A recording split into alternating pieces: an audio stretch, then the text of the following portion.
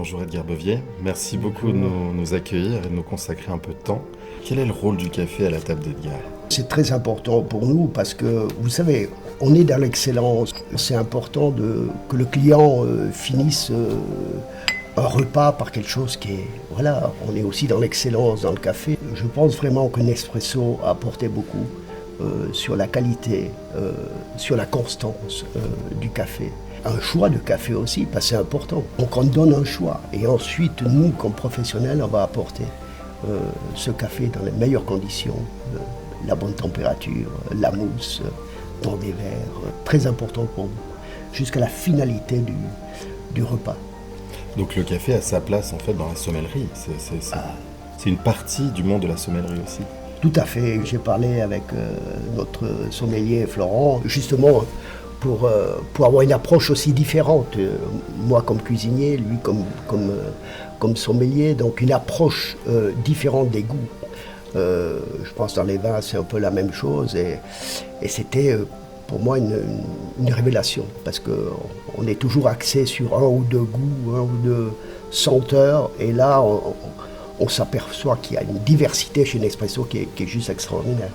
Donc je comprends cette importance du café en tasse et je crois savoir qu'il y a d'autres facettes dans le café qui vous intéressent, c'est d'utiliser ce café dans votre cuisine en tant qu'ingrédient.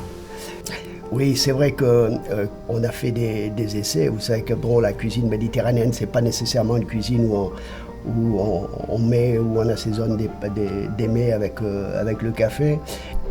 C'était complètement différent pour nous, l'approche dans la cuisine elle-même.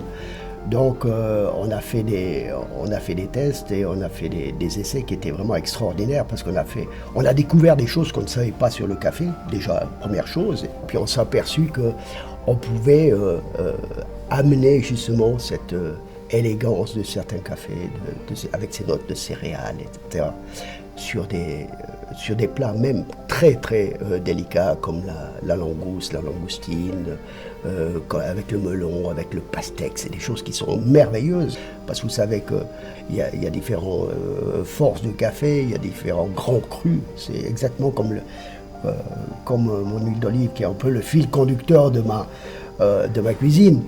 Et là vraiment on est arrivé à trouver des cafés de différentes provenances, avec des différents, que ce soit du poisson, que ce soit de la viande, que ce soit des légumes. Et vraiment, en dosant délicatement, on arrive à trouver des mélanges extraordinaires. Pour harmoniser un plat avec d'autres ingrédients, avec d'autres éléments, dans l'assiette, est-ce qu'il existe des règles? Moi, j'aime pas tellement les règles. Moi, j'aime assez... pour moi, ce qui est important, c'est la qualité du produit, les goûts. Moi, je fais les choses comme elles me plaisent. Et je pense qu'il y a... En réalité, bien sûr, si vous mettez un café, vous associez un espresso à un produit qui est fin et élégant, vous n'allez pas mettre un ristretto dessus, un Roma, ou... Voilà, donc vous restez plutôt sur l'élégance du café. Un café plus léger, plus frité. Et la palette de Nespresso, je pense qu'il y a vraiment quelque chose presque à l'infini, quoi. Vous avez eu l'occasion de visiter notre centre de production à Romont. Est-ce qu'il y a des éléments dans la préparation du café pour un résultat en tasse qui vous ont surprise durant cette visite? Oui, c'est vrai que chez Nespresso, quand on voit arriver ce café brut, et puis ensuite on voit toute l'élaboration, la torréfaction, la mouture, c'est un peu, ça rejoint un peu ce qu'on fait tous les jours chez nous. On a le produit brut du départ, et ensuite, je pense, comme dans ma cuisine, comme chez Nespresso, la finalité de la chose, c'est la fraîcheur et ce qu'on propose à nos clients au dernier ressort. On a vu toutes ces différentes étapes et tout ça. Et pour moi, c'était vraiment une révélation. C'était une découverte. Hein. Tous les jours, on apprend. Mais là, c'était vraiment quelque chose de fort. Hein, parce que souvent, on parle d'un café. Non, mais un espresso, c'est quand même... Il y a une histoire.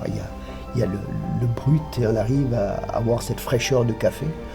Et Nespresso, c'est quand même le seul qui est arrivé à avoir cette qualité extraordinaire et cette palette de goûts, cette palette de différentes terroirs, on peut appeler aussi terroirs parce que voilà, et d'avoir à la fin de la chose, à la fin de l'histoire, de pouvoir boire un café dans cette qualité, dans cette fraîcheur.